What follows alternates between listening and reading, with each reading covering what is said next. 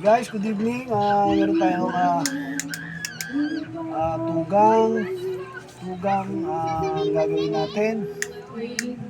Tugang switch na 3 valve.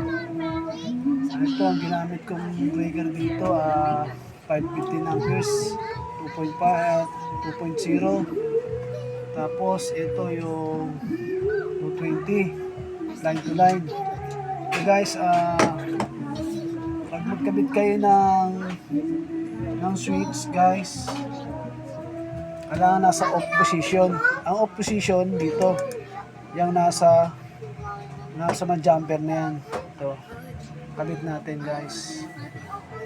Kung tayo lang, ito, kabitan natin. Tapos ito, return ng 1, dito tayo. Hindi naman ako mag-report tayo. Yan.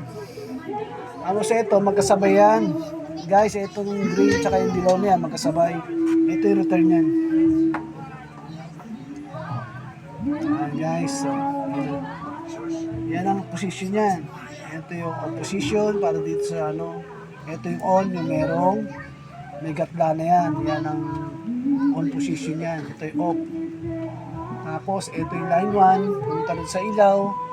Tapos ito yung line. Yung line, punta rito sa switch.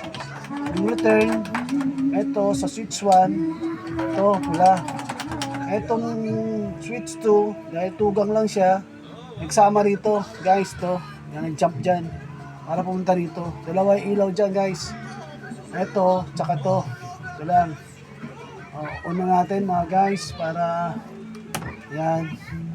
O, guys, ito, umilaw. Umilaw yung valve 1. Ito naman, magkasabay yan, guys. Yan, tugang. Sinabay ko lang siya, guys, to. Kita nyo, yung daloy ng kuryente, tumanon lang siya, yan. Tumanon, pumunta ron.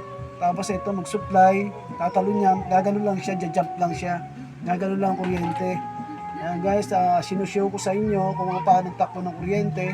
Yan, yan, ito, patayin ko, yung dalawa. Yan, yan,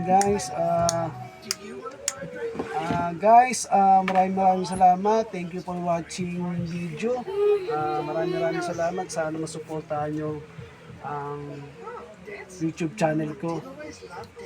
Sa mga baguhan dyan na gusto matungtong mag-electrical, ito, patuloy ako magbibigay ng turo sa inyo sa about to electrical. Marami pa akong tuturo, mga guys. Yan, yan, basic lang, basic lang. Hindi ko na kayo pahihirapan, yun lang.